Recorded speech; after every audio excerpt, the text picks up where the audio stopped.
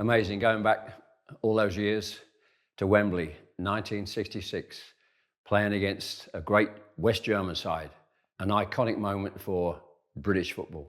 The feeling going through my body was one really fairly normal sort of apprehensive, partly nervous, as on the many games I'd played both for England and West Ham at that time.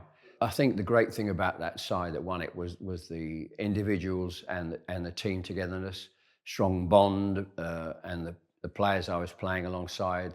Some brilliant players, of course, Banks, Moore, Bobby Charlton, and some very tough individuals as well, in Jack Charlton, Ray Wilson, George Cohen, Martin Peters. I think the beauty of that side was over 3 years Alf Ramsey got together a group of players, some great players, but also some tough, hard-nosed professional players. And the group itself was, I think, phenomenal. And the bond we had at that time and for years after the World Cup was absolutely very, very strong. We had great respect for each other. And at the time, you're not aware of the importance, and you're aware of the importance of the game, obviously, but not so much what you're creating history, the fact. Well, certainly I wasn't. I'm not sure other members of the team. I wasn't thinking, we haven't done it before, this is a big moment, we do it, it'll be the first time. Those sort of things you don't think about. You're just thinking about the game, the preparation. I'm not thinking for 1 second about history, what's going to happen, who we're playing against. You're focusing totally, as you should do, on the game, the opponents, and the moment. The history lasts till today. That's what you think about today. It's quite remarkable, the history of the game, the fact that we've, as a major nation, we've only won it once, which is quite surprising in itself. So at that moment, you're not thinking really about the day, the crowd. You're thinking solely about one thing: how you're going to play the game. But what was also fantastic, it wasn't just the football, that closeness, that friendship, that togetherness. Many years after, through Jack Charlton, who started it, we used to play golf. We played golf every year. And then one player would organise it in their own district. And with our wives, have a couple of days together, I'd go, the wives go shopping. And we continued that for quite a long time, until such time, sadly, when dementia started to play a big part in our lives. And I think one of the most disappointing aspects of my life now is continually, as you expect, I'm being shown, I would look at, or I'm being shown photographs of individual moments of the game or the team itself in photographs. It brings home to me a great deal of sadness when I look at those pictures of the day of that great bunch of players that I grew up with and spent an awful lot of my years with.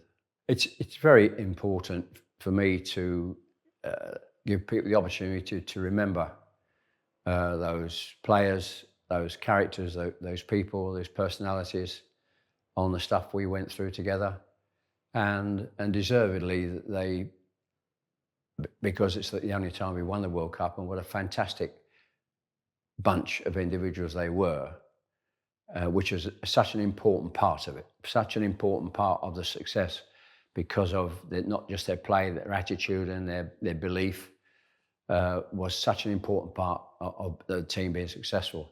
So it is absolutely important, whatever I can do, to continue to remind people what a great bunch of lads they were, who were a gigantic part of my life, and still are today in many respects, with their remaining families. I don't think that having your teammates suffer from that, on reflection of how I necessarily feel any different myself in terms of aging or illness. I guess in that respect, with illnesses and health and death, it happens, and you sort of take it in your stride, and that's going to happen.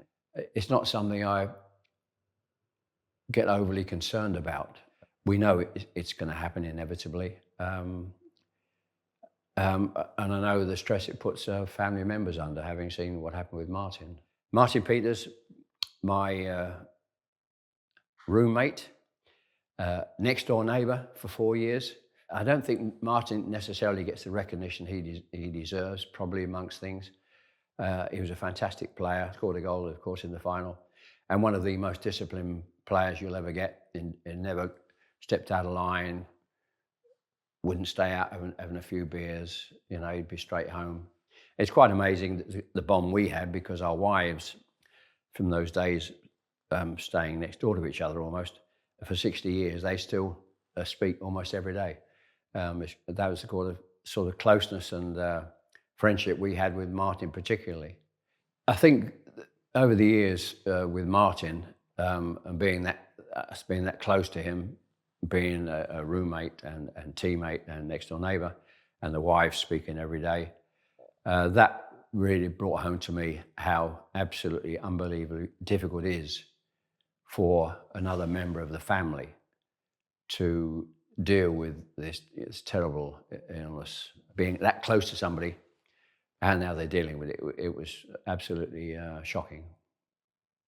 But over time, and not too distant time, I felt it was important to talk about the team and our relationship, and talk about this serious illness, which we all call dementia.